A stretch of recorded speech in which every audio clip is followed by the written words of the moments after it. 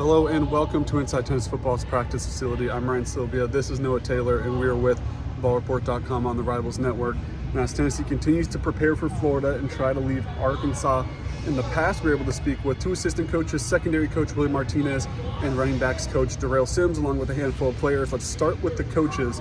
What do you think about what they had to say? Yeah, hearing from Darrell Sims, he was asked about Dylan Samson, a guy that, we got to talk to obviously immediately after that loss on Saturday night, and said that the team was a little lackadaisical coming out of the bye week, or how they approached that bye week. I feel like if anybody's gonna tell you that, it's gonna be Dylan Samson, a guy that's been in the program now in year 4 or year 3.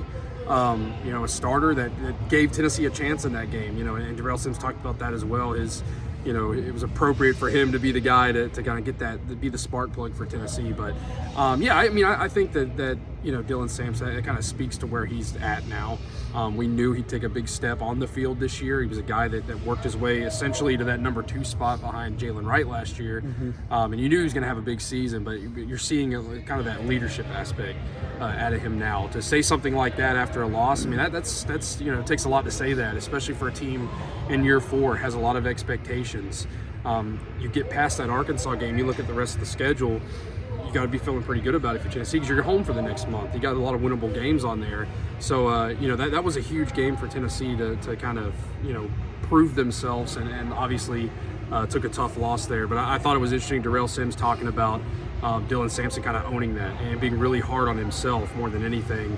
Because, it would take a lot for a player to come up there and say that. But, obviously the coaches, I don't know if they necessarily agree with it or what, but they definitely took it to heart what he had to say. So definitely kind of an interesting perspective there from the coach, position coach for Samson. And the kind of opposite of that, Willie Martinez, the secondary coach, said that it was one of their better practices they've had this season today. And that's, I feel like, a good thing to hear after a loss. You definitely want to see the team kind of rally around that and kind of take it to heart and not just be like, it's something else that happened, you're going to lose it.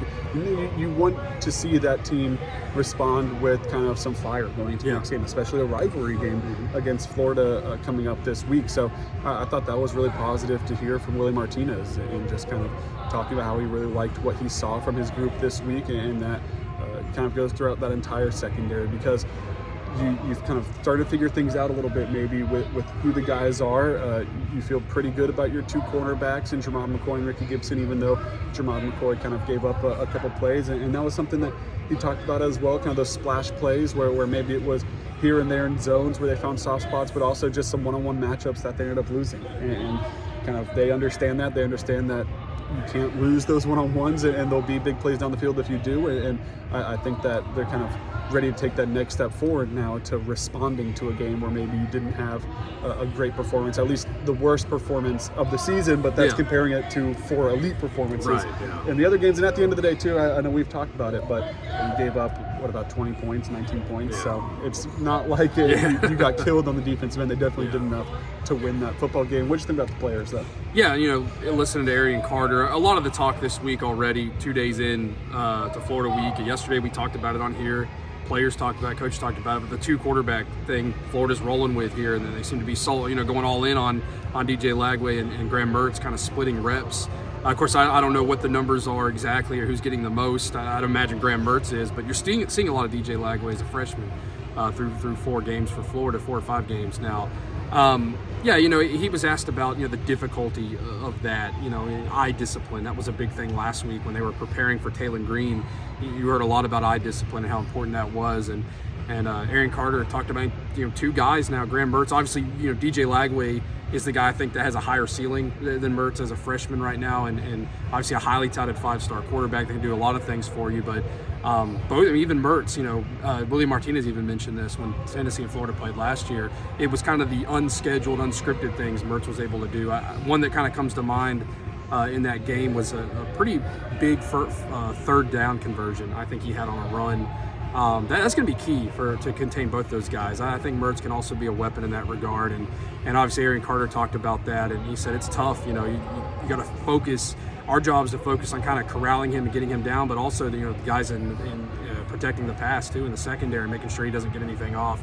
or if he does, it doesn't land in any of the receivers' arms. And obviously Florida's got a few options there as well, but definitely a challenge, and Martinez mentioned this too. And we did yesterday. This is kind of your third straight game of facing two quarterbacks and facing a guy guys that are multiple and dual threat. So definitely gonna be an interesting thing for Tennessee. It's gonna be key to making sure that Florida doesn't get any kind of momentum early.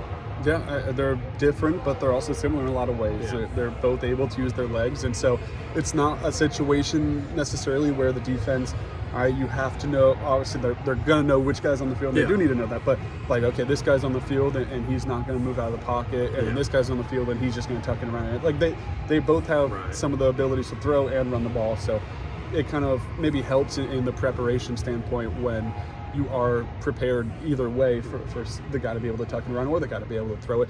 Jason Jenkins, a defensive end for Tennessee who's starting to get more and more reps, had the really good Oklahoma game in just a couple of snaps, and now he's stepping up in that Arkansas game and expected to step up again in that Florida game. He talked about kind of the pride that Tennessee has in those third and short, fourth and short situations where a lot of the times you see teams, you have a second down that ends just short of the chains, and it's like kind of feels like an automatic first down. Like, okay, they'll just get that one, sometimes less than 1 yard to move the sticks. And for Tennessee, that hasn't necessarily been the case on the defensive end. They've been able to step up and stop teams where, all right, 4th and inches, you're inside the 50, that's an easy call to go for, and maybe now you're giving opposing coaches a second thought where, okay, well, Tennessee's done a really good job in these situations, and Jenkins talked about how that's kind of a thing that everyone likes to do. You want to be able to say up front that you're able to do that, and it's clearly shown itself this year that they've been effective in those third, fourth and short situations, at the goal line type of situations as well. So Tennessee turning the attention fully to Florida,